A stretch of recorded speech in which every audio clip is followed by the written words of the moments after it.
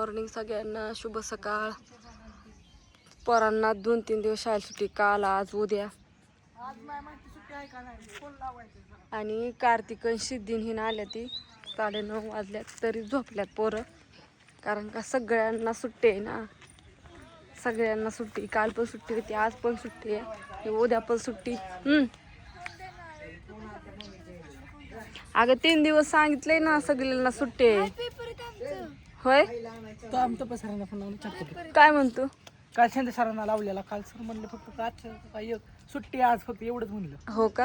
नाही ना, पण आज हे आहे ना. मग मी फ्रेंडला फोन लावला तेव्हा म्हणले की मॅडम म्हणलं मला सांगतेच ना अजून नोटीस नाही माहिती, मी 10,000 अरे काय शाळेला सुट्टी ना, शाळेला सुट्टी आहे. भिगवणवरून आल्या सुट्टीला, रात्रीच आल्या ते. बारामती अख्खं सगळं बंद आहे, काय नाही भेटत.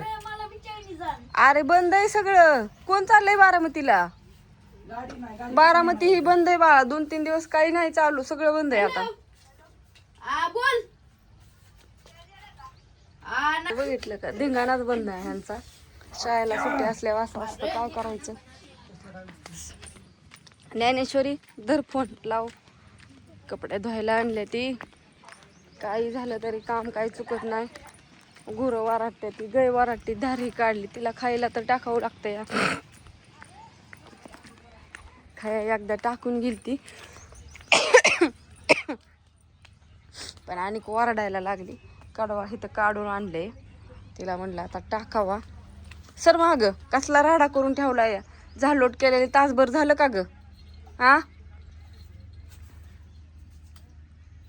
नुसती बघायचं आणि हे करायचं. वा तुम्ही म्हणला वा तुमचं वासरू चालतंय का?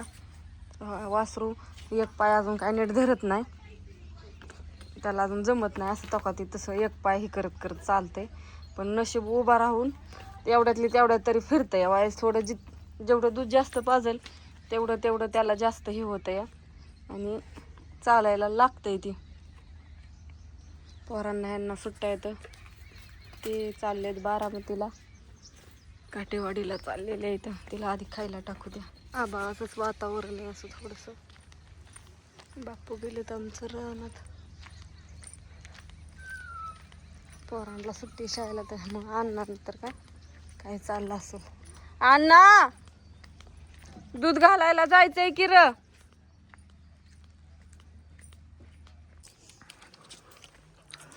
आज उशीर झालाय आणि काय म्हणतो? काय चाललंय? काय नाही, भांडी घासते, बाहेरचं काम आवरून आली. पप्पा गेलेत काटेवाडीला.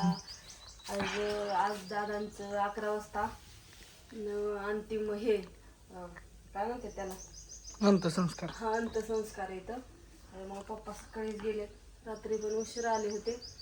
आणि आज बारामतीत त्यांची ह्याची पार्टी देहाचं मिरवणूक आले असेल, संपत आले असेल, पण सकाळी 11 वाजताच निघली होती. आणि मला वाटतं काटेवाडीतच त्यांना अंत्यसंस्कार द्यायच्यात आहे ना, काटेवाडीतच द्यायच्यात. त्याच्यामुळं सगळे तिकडेच गेलेले इथं म्हणजे कुणी नाही. आता काटेवाडी आमच्या गावापासून जवळ आहे ना, एक 15-20 मिनिटं लागतं जायला काटेवाडीला.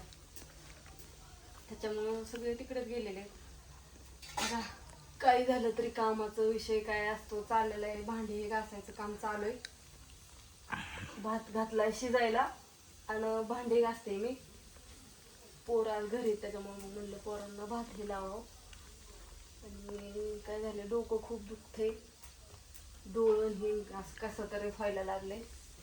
म्हणलं चला तुम्हाला अपडेट द्यावा.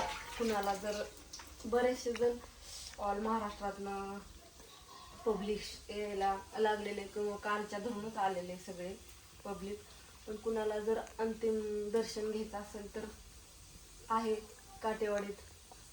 11 वाजता सांगाव तुम्हाला 11 वाजता. द्या बाय सगळ्यांना. छोटासा व्हिडिओ आपला मला टाकला.